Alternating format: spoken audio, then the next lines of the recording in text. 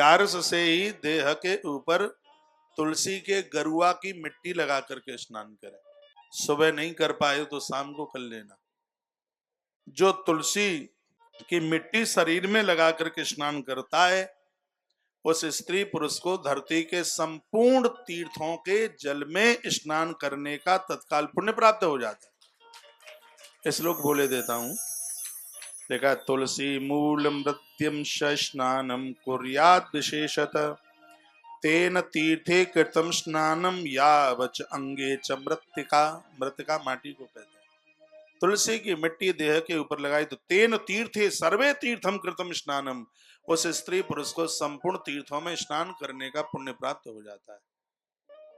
तुलसी की मिट्टी देह पर लगाने की इतनी बड़ी महिमा है। इसको बाष्पेशन पर मत रखना, लेट बाथरूम के हाथ मत धोना। इससे इसको पहले एक बार स्नान कर लीजिए। मैं विधान बता रहा हूं आपको, मैं क्योंकि ये मैं करता हूं। पहले एक बार आप नहा लीजिएगा, 2-4 लोटा देह के ऊपर आप डाल लें। एक बहुत बड़ा जघन्य अपराध मैंने सदाचार वर्णन में ब्रह्म पुराण में पढ़ा है।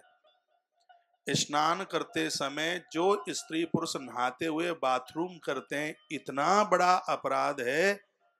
उसमें वर्णन है कि दिन में 100 गायों का गोदान किया होगा तो पुण्य क्षीण हो जाएगा, पुण्य नष्ट हो जाएगा।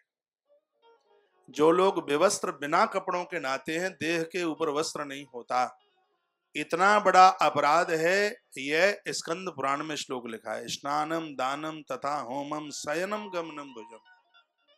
नहाते समय, खाते समय, सोते समय यदि देह पर वस्त्र नहीं है, कृत पाप भवे तुलना नहीं की जा सकती कि उस स्त्री पुरुष को कितना बड़ा पाप लगता है। इसलिए इन मर्यादाओं का खंडन न, विखंडन न, इन मर्यादाओं का पालन किया जाए। ये नहीं कि बाथरूम में हमें कौन देख रहा है। ये प्रकृति के 14 तत्व हमारे ऊपर निगाहें जमाए हैं। गलती ना करें बिल्कुल भी। एक बार हल्का सा स्नान करने के तत्पश्चात पूरी देह के ऊपर तुलसी की मिट्टी का लेपन कीजिए।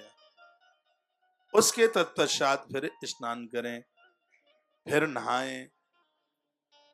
और मैं तो ये कहूंगा कि जो तुलसी की मिट्टी से स्नान किया है, वो गटर नाले में पानी नहीं जाना चाहिए।